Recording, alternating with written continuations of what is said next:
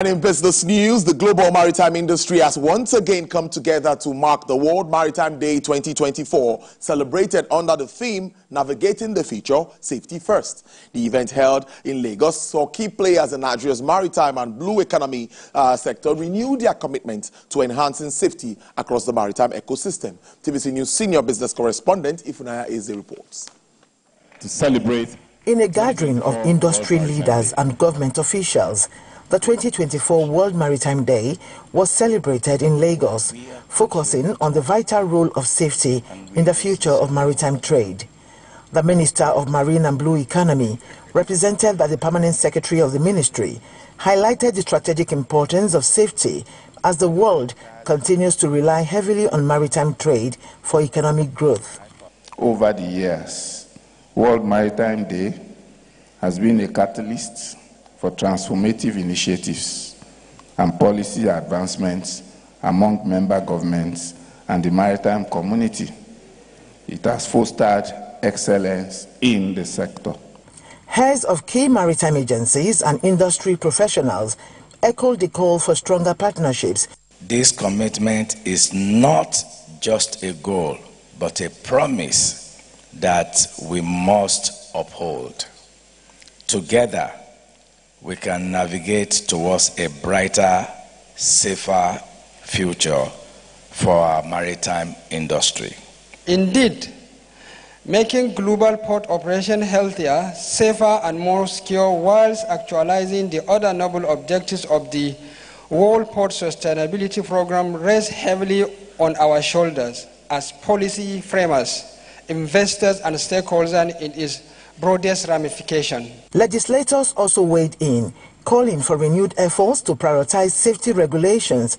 This year's theme underscores the critical need to prioritize safety in all aspects of maritime operation as we look to the future, embracing innovation and technology while upholding the highest safety standards.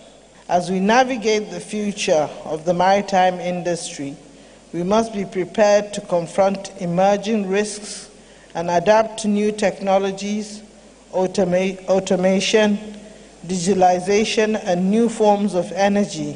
One of the highlights of the event was the award presentation to winners of essay competitions organized by the Nigerian Ports Authority, the Nigerian Maritime Administration and Safety Agency, and the National Inland Waterways Authority. Ifunanya Eze, TVC News, Lagos.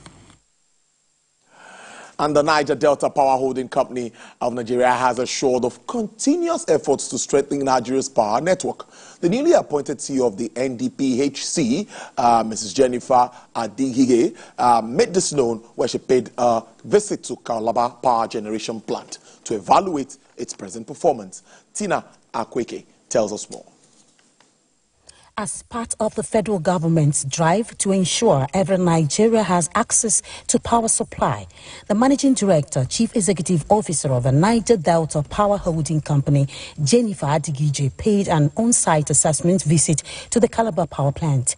We're here at the Calabar Genco, which is one of the 10 assets of the NDPHC. The new management of the NDPHC were here to carry out an on-the-spot assessment of needs, because we know that energy security is one of the cardinal agenda of Mr. President.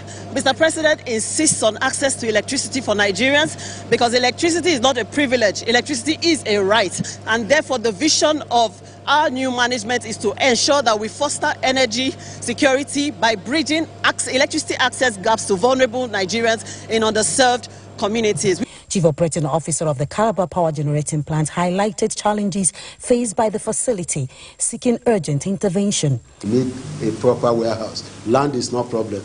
We have land, but to construct it is what we need. Vehicles, that is terrible. The last vehicle we have here was like 5-7 years. The vehicle I'm using is since 2013. The plant, located in Odukpange, Cross River State, is one of the 10 Gencos under the NDPHC with its 634.5 megawatt capacity. The Minister of Power, Adebayo Adelabo, during the visit to the power plant in August, announced that Nigeria is targeting the generation of 6,000 megawatt by the end of the year, and that the plant is the most active under the NDPHC. You would recall that President Bola Tinubu appointed Jennifer Adigije as the Managing Director and Chief Executive Officer of the Niger Delta Power Holding Company in August, with a mandate to effectively manage the National Integrated Power Project, among others. Jennifer Adigije replaces Chiedu Ugbo, who was appointed in August 2016. Tina Akweke, TVC News, Olukpani, Cross River.